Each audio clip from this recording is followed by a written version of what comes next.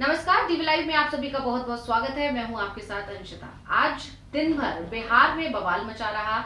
बिहार में आज आरजेडी की तरफ से लोक भवन तक मार्च निकाला गया, जिसे रोकने की सम्राट सरकार की तरफ से भरपूर कोशिश की गई। लेकिन जिस तरह से प्रदर्शनकारी कार्यकर्ता, आरजेडी के नेता, यहां तक कि नेता विपक्ष तेजस्वी यादव, मीसा भारती और तमाम सांसद और विधायक जिस तरह से सड़क पर उतरकर प्रदर्शन करते दिखाई दिए, उसके आगे सम्राट सरकार कहीं ना कहीं मजबूर भी दिखाई दी, क्योंकि कार्यकर्ताओं के जोश ने बता दिया कि छात्रों के लिए आवाज वो उठा रहे हैं, उसको अब सरकार दबा नहीं पाएगी, वो अपने कदम पीछे नहीं लेंगे। सम्राट सरकार इस कदर डरी हुई थी इस प्रदर्शन से, ये जिस तरह से जो लोक भवन तक जो मार्च निकाला जा रहा था उससे इस कदर डरी हुई थी कि पूरा पुलिस बल तैनात कर दिया गया था। जगह जगह बैरिकेडिंग की गई थी और डाक बंगला जो रोड है वहां पर भी बैरिकेडिंग की गई थी। लेकिन प्रदर्शनकारियों की तरफ से, या कहें कि आरजेडी के कार्यकर्ताओं की तरफ से जो ये मार्च निकाला गया, उनकी तरफ से बता दिया गया कि कैसे भी उनके कदम अब पीछे नहीं जाने वाले। यानी छात्रों के साथ जो बर्बरता हुई, खासकर सिवान में जब AK-47 का जो इस्तेमाल किया गया, हवा में जो फायरिंग की गई, उसके खिलाफ ये नाराजगी देखने को मिली। और छात्रों के जो बर्बरता के साथ साथ यहाँ पर बेरोजगारी का मुद्दा और जिस तरह से महंगाई हो रही है, जिस तरह से छात्रों के साथ उनकी पढ़ाई के जो दिक्कतें आ रही हैं, पेपर लीक का मुद्दा, इन तमाम मुद्दों को लेकर भी प्रदर्शन किया गया विपक्षी पार्टी जो कि आरजेडी है बिहार में, उसकी तरफ से। और इस सब पर बिहार जो है विस्तार से चर्चा हम करेंगे। हमारे साथ प्रोफेसर अखिल स्वामी जी मौजूद हैं। आपका बहुत बहुत स्वागत करना चाहती हूं स्वामी जी।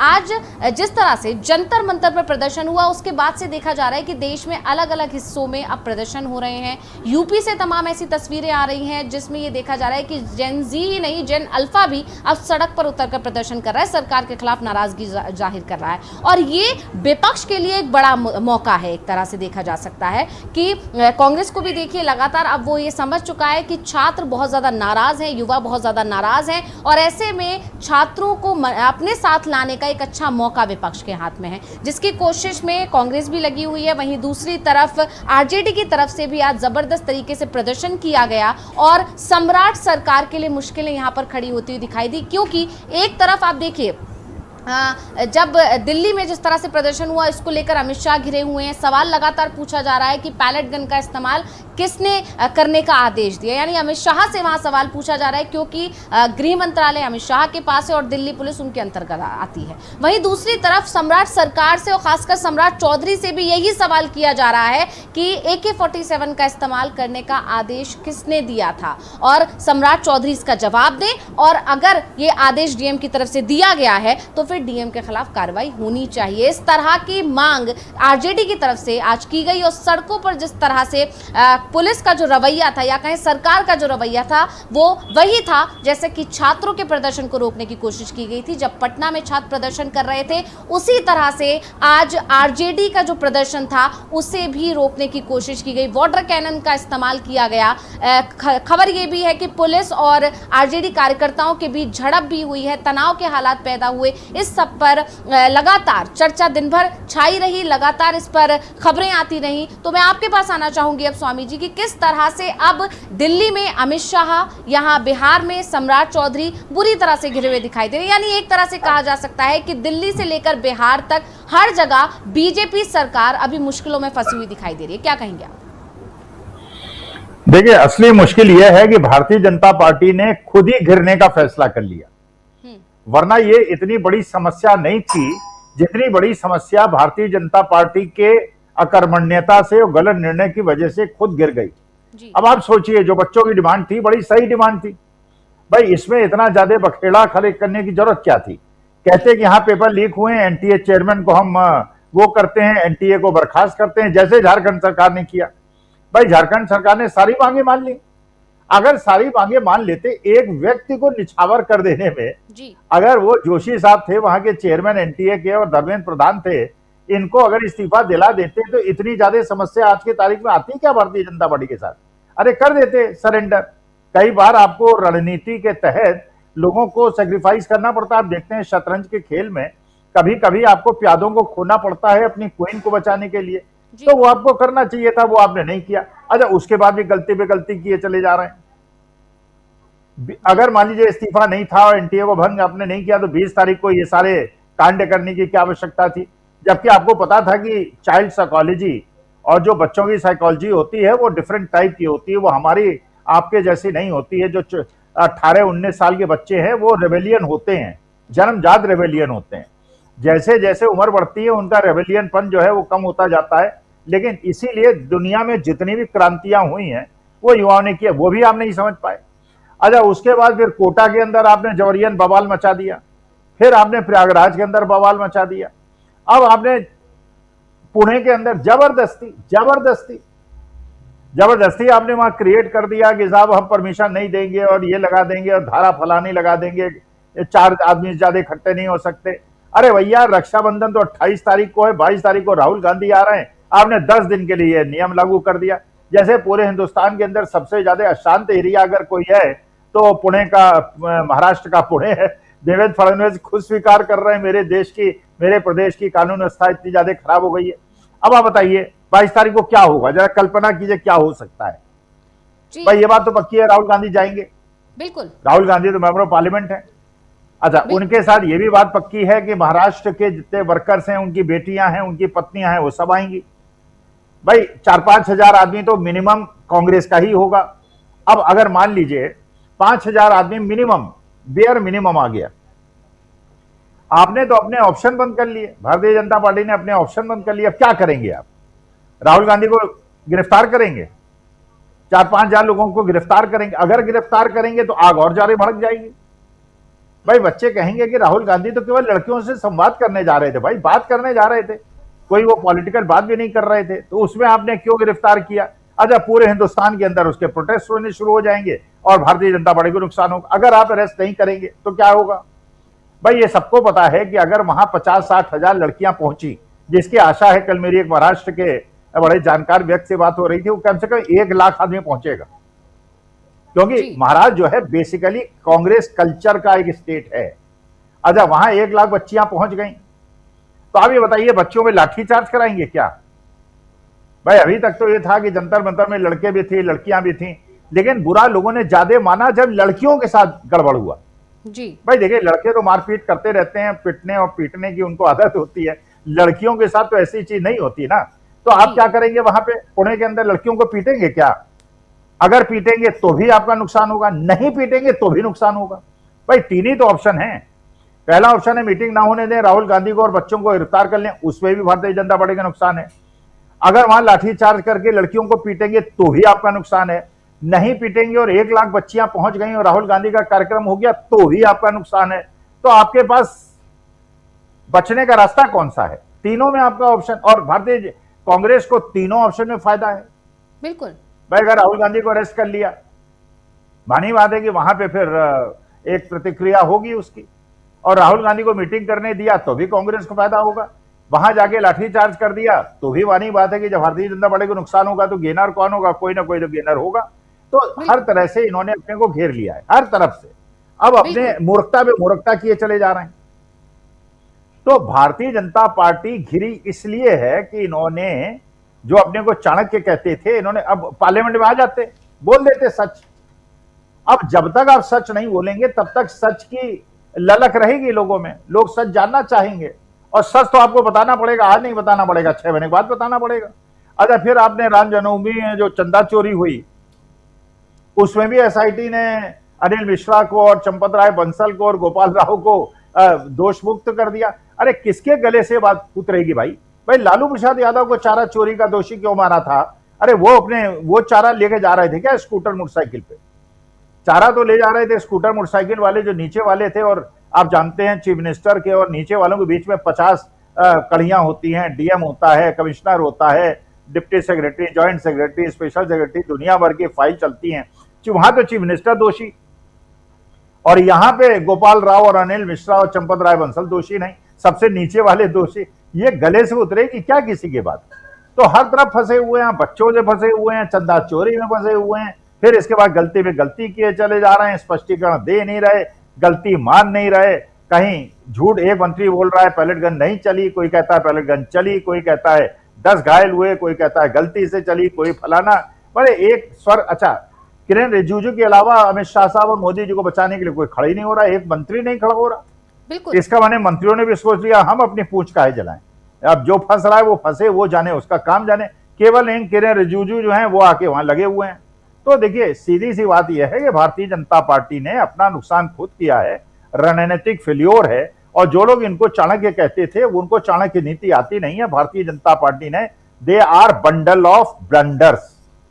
बिल्कुल। और किरण रिजिजू का जिक्र आपने किया है स्वामी जी, तो ये लगा सही कह रहे हैं आप, लगातार वो ही आकर बयान दे रहे हैं और फंसते भी जा रहे हैं। क्योंकि दिल्ली पुलिस की तरफ से जो हलफनामा दाखिल किया गया, कल हमने इस पर चर्चा भी की थी, जो हलफनामा दाखिल किया गया उसमें ये माना गया है कि हाँ छात्रों के ऊपर बल प्रयोग हुआ। हाँ ये जरूर कहा गया कि अत्यधिक बल प्रयोग नहीं हुआ है। वहीं दूसरी तरफ किरण रिजिजू एक इंटरव्यू में कहते हैं, क्योंकि संसद के अंदर या सदन के अंदर आकर तो सरकार की तरफ से जवाब नहीं दिया गया, अमित शाह का आखिरी दिन तक इंतजार किया गया, 13 तारीख को भी इंतजार था विपक्ष को कि अमित शाह आकर जवाब देंगे, क्योंकि पूरी बीजेपी सांसदों की तरफ से इसकी हवा बनाई जा रही थी कि अमित शाह आएंगे, जवाब देंगे तो आप सुन नहीं पाएंगे, आप भाग मत जाइएगा, तमाम तरह की बातें कही जा रही थी। लेकिन विपक्ष अड़ा रहा, डटा रहा, इंतजार करता रहा और आखिरी समय पर अमित शाह आए तो वंदे मातरम करवाया और चलते बने। यानी सदन के अंदर क्योंकि इनके अंदर हिम्मत नहीं थी जवाब देने की, वो जानते थे कि राहुल गांधी वहां मौजूद होंगे, पूरा विपक्ष वहां मौजूद होगा और अगर वहां खड़े होकर अमित शाह झूठ बोलेंगे कि किसी तरह की कोई बर्बरता नहीं हुई है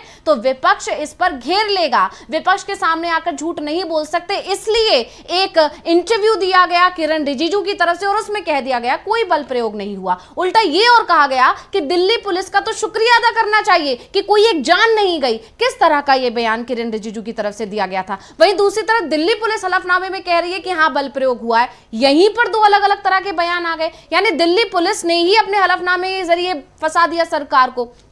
तो वहां अमित शाह बुरी तरह घिरे हुए हैं। इसी वजह से अब इंडियन यूथ कांग्रेस की तरफ से अब एक मुहिम चलाई जा रही है जिसमें यह कहा जा रहा है कि अमित शाह को इस्तीफा देना ही पड़ेगा। इस तरह की अमित शाह और ज्यादा बुरी तरह घिरे हुए हैं। अब इसी तरह का सवाल आज पूछा गया है बिहार में सम्राट चौधरी से कि आखिर छात्रों के ऊपर AK-47 जो उस प्रदर्शन में यूज हुई और उसके लिए जो फायरिंग की गई AK-47 से, उसकी इजाजत किसने दी थी इस प्रदर्शन में AK-47 लाने की, वही सवाल किया गया है। मीसा भारती ने यह सवाल किया है। हम सुन सकते हैं क्या कुछ कहा है मीसा भारती ने। सरकार क्यों नहीं आप लोगों की बात सुनती है? सरकार आप लोगों की बात नहीं सुनती है। तो लगातार छात्र मुद्दा उठा रहे हैं, सड़क पर उतरना पड़ेगा क्या कहेंगे? जिंदाबाद। जो छात्रों के साथ जो अन्याय हुआ है, आज कम से कम 20 से 25 दिन गुजर गए हैं, फिर भी सरकार नींद से नहीं जागी है। आज सुना कि सुप्रीम कोर्ट में भी बिहार सरकार ने यह माना कि हाँ AK-47 का इस्तेमाल हुआ था। तो जज साहब को यह पूछना चाहिए था सुप्रीम कोर्ट में, जो बिहार सरकार के वकील थे, कि AK-47 लेके प्रदर्शन में जाने की अनुमति किसने दी? अगर DM और SP ने अनुमति दी थी तो तत्काल उनको सस्पेंड करना चाहिए। लेकिन ये बिहार सरकार हत्यारी सरकार है, जो आम जन का भी, बिहार वासियों का हत्या करवा रही है दिन और युवाओं के भविष्य की भी हत्या कर रही है। सड़क पे भी बैठे हुए हैं। बिल्कुल, आपने देखा जिस तरह से BPSC के छात्र भी गर्दनी बाग में धरना प्रदर्शन कर रहे हैं।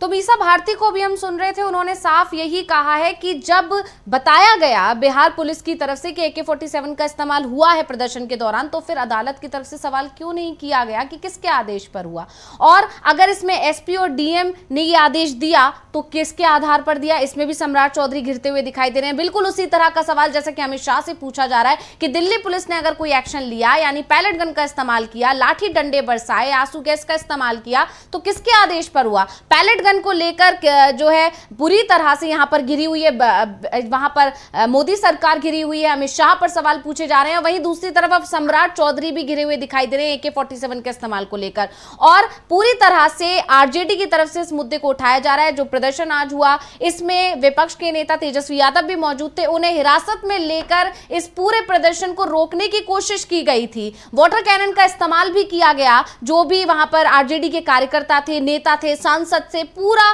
आरजेडी वहां पर एकजुट थी और जिस तरह से लालू प्रसाद यादव ने ट्वीट करके जनता से अपील की थी ज्यादा से ज्यादा संख्या में इस प्रदर्शन में जो ये लोक भवन तक मार्च निकाल गया उसमें शामिल होने की, वो दिखाई भी दिया, यानी लालू यादव भी इसमें एक्टिव दिखाई दिए। तो इससे कहीं ना कहीं सरकार बुरी तरह घिरी दिखाई दे रही है। और बड़ी बात यह है स्वामी जी, जिस तरह से सरकार ने पहले छात्रों की आवाज दबाने की कोशिश की, फिर दूसरी बार अब जब पटना में इस तरह से आरजेडी की तरफ से प्रदर्शन किया गया और उसको भी सरकार ने उसी तरह से दबाने की कोशिश की, तो उससे कहीं ना कहीं छात्रों का गुस्सा और भड़क सकता है, क्योंकि ये एक तरह से विपक्ष की आवाज नहीं बल्कि छात्रों की ही आवाज दबाने की कोशिश है सरकार की तरफ से, क्योंकि यहां पर छात्रों की ही आवाज तो उठा रहा है विपक्ष। स्वामी जी देखिए, सीधी सी बात यह है कि विपक्ष केवल जो छात्र उद्वेलित हैं, जो भाई अब ये सोचिए ना, AK-47 जब ये वहां हुआ था, पहलगांव के अंदर कांड हुआ था, वहां एक AK-47 थी क्या?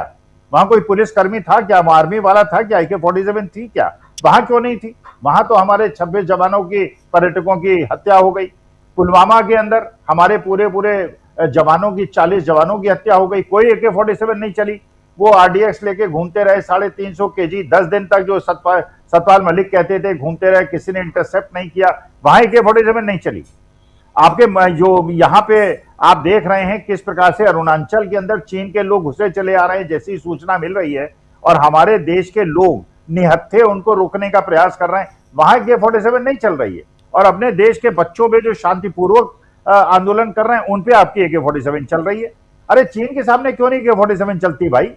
जाइए मारिए, जो इतने वो हैं विदेशी, ये लोग आते हैं, फिर कहते हैं रोहिंग्या आ गए, फलाने आ गए। अबे रोहिंग्या कैसे आ जाते हैं? 11-12 साल से तो अमित शाह साहब आप हैं ना सरकार में, मोदी जी सरकार में हैं, रोहिंग्या आ कैसे जाते हैं? आप उनको रोकते क्यों नहीं? आपकी BSF और CRPF रोहिंग्या को नहीं रोकती है, हमारे देश के बच्चों को रोकती है। फिर जंतर मंतर के अंदर वीडियो सबके सामने, फोटोग्राफ सबके सामने, भाई लाठी में कील, वो कहते हैं साहब वकील साहब, ये हमारे पुलिस वालों के हाथ में लाठी, कील लगी हुई लाठी नहीं थी, तो किसकी थी? वो कौन थे वो लोग? और उनको क्या फोटो से आइडेंटिफाई नहीं किया जा सकता? वो मानी मारे गुंडे थे जो झंडेवाला से आए थे।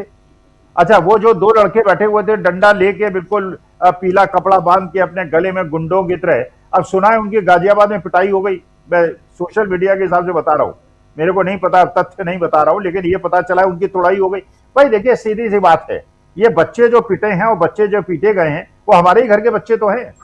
मानी बात है, हमारे घर के बच्चों अगर चोट आएगी तो हम उसका बदला नहीं लेंगे क्या? और निहत्थे बच्चे बेचारे वो मार खाते रहे, गांधीवादी तरीके से मार खाते रहे, पलटवार उन्होंने नहीं किया। अगर पलटवार कर देते, मान लीजिए नहीं किया ना उन्होंने, कहा गांधी उनके दिल में बसते हैं, वो गुटसेवादी लोग तो है नहीं, तो ये गुंडे बदमाश कहां से? फिर पुलिस, इस बात की जांच नहीं होनी चाहिए, सुप्रीम कोर्ट को सुओ मोटो नहीं लेना चाहिए कि वो ईंटों और पत्थर भरी वो गाड़ी जो है वो वहां पे दफ्तर में, यूथ कांग्रेस के दफ्तर के सामने क्यों खड़ी थी? किसने खड़ी की थी? 4 दिन पहले वो पकड़ी गई थी, 4 दिन के बाद उसको घुमा घुमा के उन्हीं के ऑफिस के सामने क्यों छोड़ा गया था? जिससे बच्चों को उत्तेजित किया जाए, वो पत्थर चला सके। और ये भी लोगों ने वीडियो बना के दिखाया है, जो गुंडे बदमाश पुरानी टूटी हुई गाड़ियां ला रहे हैं और पुलिस वाले जो है गाड़ी को तोड़ रहे हैं। तो देखिए, सीधी सी बात है, बच्चों के खिलाफ खड़े होंगे, आप जीत नहीं पाएंगे। बच्चों के साथ उनके पूरे परिवार हैं, उनके सारे लोग हैं, बुजुर्ग हैं, बूढ़े हैं, उनके छोटे भाई बहन हैं, सब बच्चों के साथ हैं। तो बच्चों से पंगा लेना छोड़ दीजिए, पुणे का कार्यक्रम हो जाने दीजिए, लड़कियों से संवाद कर लेने दीजिए। अगर आपने वहां पे अवरोध पैदा करने की कोशिश की या लाठीचार्ज या वहां पे अरेस्ट करने की कोशिश की, तो भारतीय जनता पार्टी को ज्यादा नुकसान हो जाएगा। यानी एक तरह से देखा जा सकता है कि गृह मंत्रालय क्योंकि देवेंद्र फडणवीस के पास है, वहां पर वो मनमानी कर रहे हैं, जिस तरह से राहुल गांधी के कार्यक्रम को रोकने की कोशिश, यानी विपक्ष को दबाने की कोशिश।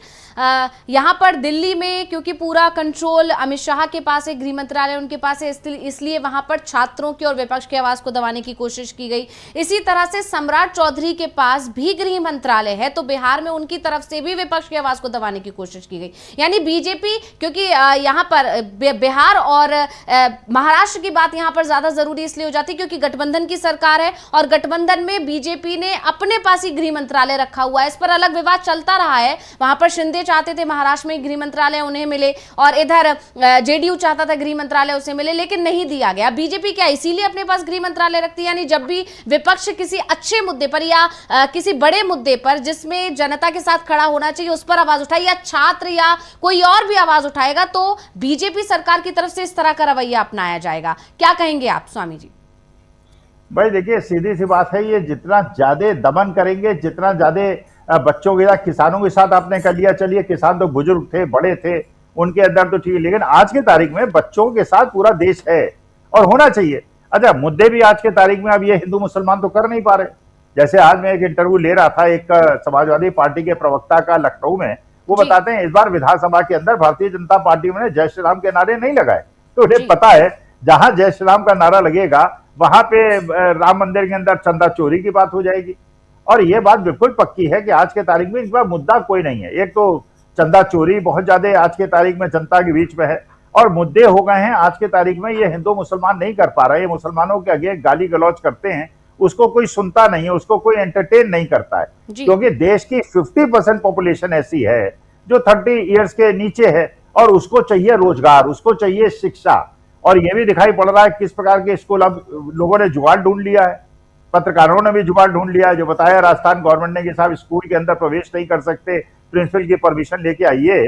तो उन्होंने क्या कर लिया है कि वो बगल की एक बड़ी बिल्डिंग में खड़े हो जाते हैं, वहां से फोटोग्राफी कर लेते हैं, वहां से वीडियोग्राफी कर लेते हैं। ड्रोन से लोगों ने फोटोग्राफी करनी शुरू कर दी है। भैया ठीक है, आप स्कूल के अंदर नहीं आएंगे, कॉलेज के अंदर नहीं आएंगे, ड्रोन से आपके एक एक बाथरूम का और एक एक क्लासरूम का, और कहाँ पे भैंस बंधी है और कहाँ पे लकड़ी भरी है और कहाँ पे चारा भरा हुआ है, ये सारी फोटोग्राफ हम ले आएंगे। क्या हमें स्कूल में नहीं आने दोगे तो पत्रकारिता बंद हो जाएगी? पत्रकारिता और हिंदुस्तानी तो जुगाड़ू होते हैं, वो कर लिया उन्होंने। कल से ड्रोन से सारी निगरानी होने लगी, एक एक फोटो आने।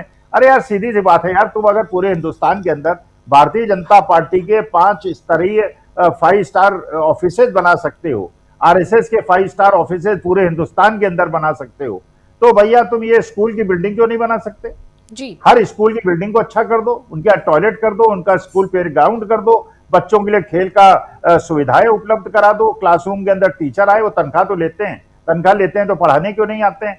तो देखिए, आज के तारीख में जो फोकस होना चाहिए था हमारे देश का, वो होना चाहिए था शिक्षा पे और रोजगार पे, वो आ गया है और बच्चों ने ला दिया है। जिसमें हम लोग नहीं कर पाए, हम असमर्थ हो गए, वो हमारे देश के युवा पीढ़ी ने करके दिखा दिया है। हमें गर्व है, अपने नाज है हमें अपनी नई पीढ़ी पर। जी बिल्कुल, और छात्रों के या युवाओं का ये जो गुस्सा है, इसी से तो बीजेपी सरकार डरी हुई है, और इसीलिए जो विपक्ष इनकी आवाज उठा रहा है अब, क्योंकि छात्रों पर तो बस नहीं चल रहा है सरकार का, तो इसीलिए अब विपक्ष को दबाने की कोशिश की जा रही है, चाहे वो राहुल गांधी का कार्यक्रम रहे या फिर तेजस्वी यादव ने आज जब लोक भवन तक मार्च निकाला बिहार में, तो उनके इस प्रदर्शन को रोकने की पूरी कोशिश की गई। विपक्ष के नेता को हिरासत में ले लिया गया, लेकिन तेजस्वी यादव ने साफ साफ कहा कि हम जेल जाने से डरते नहीं है, हमारा संघर्ष जारी रहेगा। क्या कुछ बोले तेजस्वी यादव, एक बार सुनते हैं। लोगों का मार्च राजभवन तक का था, लेकिन इनकम टैक्स पे ही रोक दिया गया। इस जुर्म के खिलाफ हम लोग आगे लड़ाई लड़ते रहेंगे। जेल भेजने से हम लोग डरने वाले लोग नहीं हैं। हमारे भगवान श्री कृष्ण का ही जन्म जो है जेल में हुआ था, और छात्रों के हक और अधिकार के लिए, बेरोजगारी मिटाने के लिए, पेपर लीक रोकने के लिए, पारदर्शिता परीक्षा के लिए, इन सब सारी चीज़ों के लिए, अच्छी शिक्षा व्यवस्था के लिए, अच्छी स्वास्थ्य व्यवस्था के लिए, बिहार को आगे बढ़ाने के लिए, बिहार के भविष्य को बेहतर करने के लिए हम लोग हमेशा आवाज़ उठाते रहेंगे, लड़ाई लड़ते रहेंगे।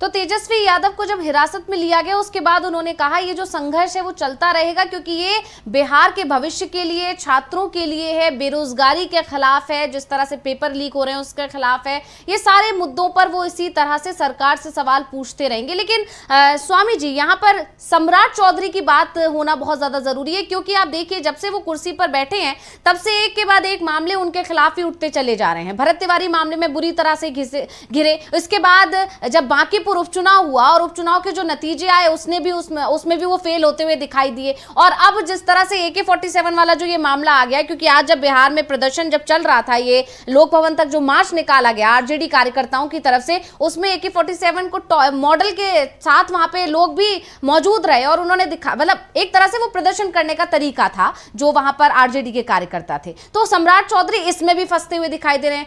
जो भरत तिवारी वाला मामला था उसमें तो जेडीयू ने भी एक तरह से किनारे कर लिया खुद को। तो सम्राट चौधरी जब से कुर्सी पर बैठे एक के बाद एक मुसीबतें ही बीजेपी के लिए बनती चली जा रही, यानी पहली बार बीजेपी को कुर्सी मिली है बिहार में और सीएम के चलते सिर्फ और सिर्फ छात्रों की, युवाओं की, बिहार की जनता की नाराजगी का सामना ही करना पड़ रहा है। वहीं दूसरी तरफ जेडीयू की तरफ से बार बार इस तरह के बयान आते रहते हैं कि जनता नाराज है क्योंकि जो है चुनाव लड़ा गया था नीतीश कुमार के चेहरे पर, कुर्सी पर बिठा दिया किसी और को। तो अगर यही चलता रहा, कुर्सी इसी तरह से बीजेपी अपने पास रखे रही, तो आने वाले चुनावों में भी नुकसान होगा। तो क्या लगता है आपको, क्या सम्राट चौधरी को लेकर कोई फैसला ले सकती है बीजेपी? इतना बड़ा जो नुकसान उसे होता हुआ दिखाई दे रहा है, बांकीपुर में हुआ लेकिन आगे भी होता रहेगा, ऐसे भी संकेत मिल रहे हैं। खुद बीजेपी ये मान रही है कि कहीं ना कहीं नीतीश कुमार की नाराजगी की वजह से उसे नुकसान झेलना पड़ा, इसीलिए पीएम मोदी ने मिलने भी बुलाया था और लगातार इस तरह की खबरें चलाकर, पोस्टर्स दिखाकर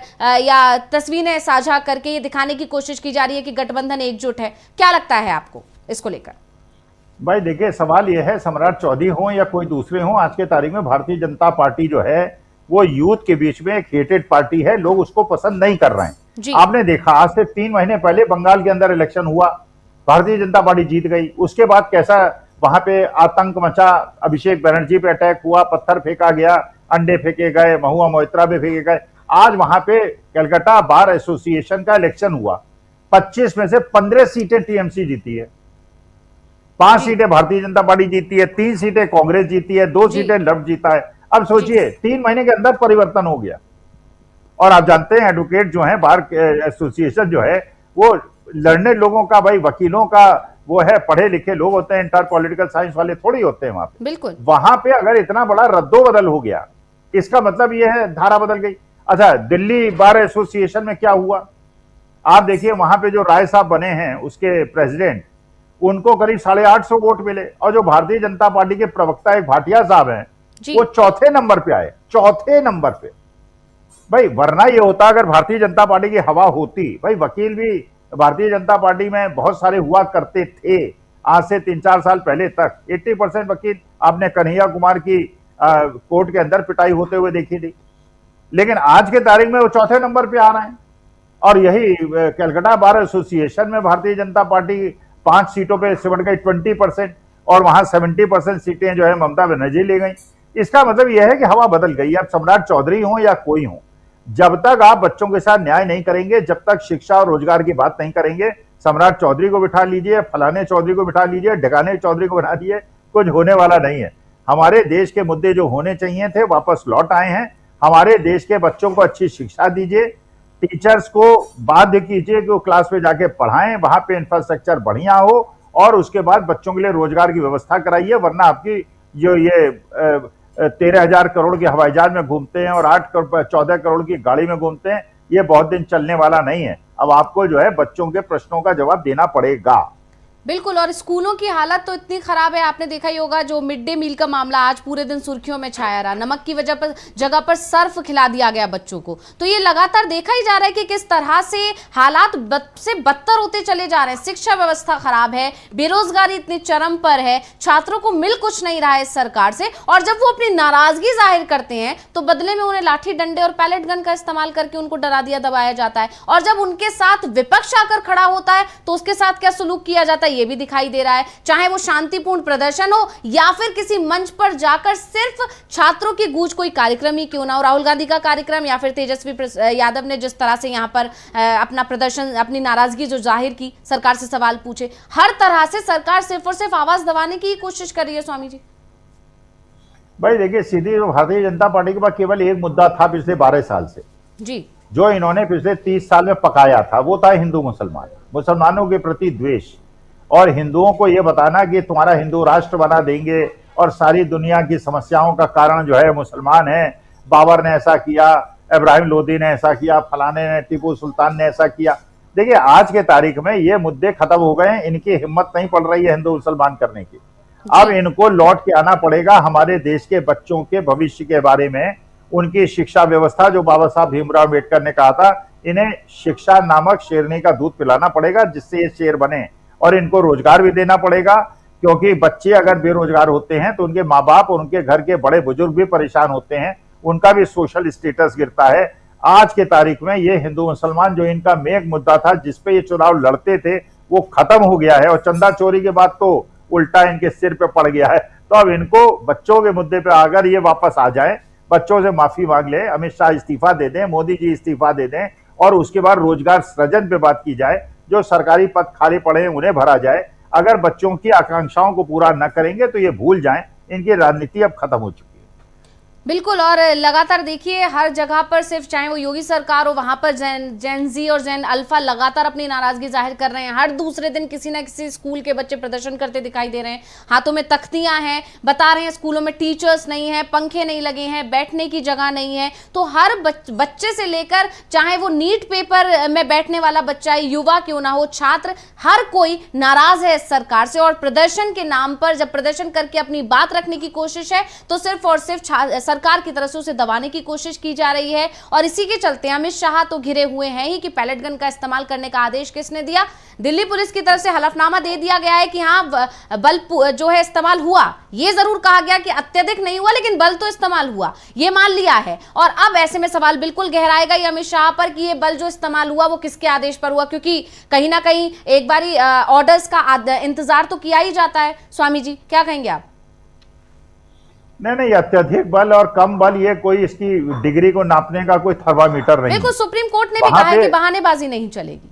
बिल्कुल, और कीलें गाड़ की अगर लाठ चला रहे हैं आप, अगर लड़कियों के साथ अभद्र व्यवहार कर रहे हैं और एसएचओ साहब कर रहे हैं, और एसएचओ साहब अभी गद्दी पे बैठे हुए हैं, और एसीपी साहब लड़की को थप्पड़ मार रहे हैं, और इस प्रकार से पैलेट गन से 10 बच्चे घायल हो रहे हैं, तो भैया हम इसमें डिफरेंशिएशन में नहीं जाते। ज्यादा बल प्रयोग हुआ या कम, हमारे हिसाब से तो क्रूरता हुई है, नृशंसता हुई है। बच्चे भी ये मानते हैं, हम भी ये मानते हैं। अब आप जो मनाएं आप कहते रहिए, हमारे हिसाब से आपने जो किया है गुंडागर्दी है। ऐसा तो अंग्रेजों के जमाने में शायद होता रहा होगा जो आपने किया है। जलियांवाला बाग जैसी स्थिति आपने बना दी थी, बच्चों की आंखें फोड़ दी और आपने बच्चों के हाथ पैर तोड़ दिए, एक बच्ची आईसीयू में पहुंच गई। तो ये एक्सप्लेनेशन मेरे को कोई मतलब नहीं। अत्यधिक और कम और अधिक इसका कोई पैरामीटर नहीं।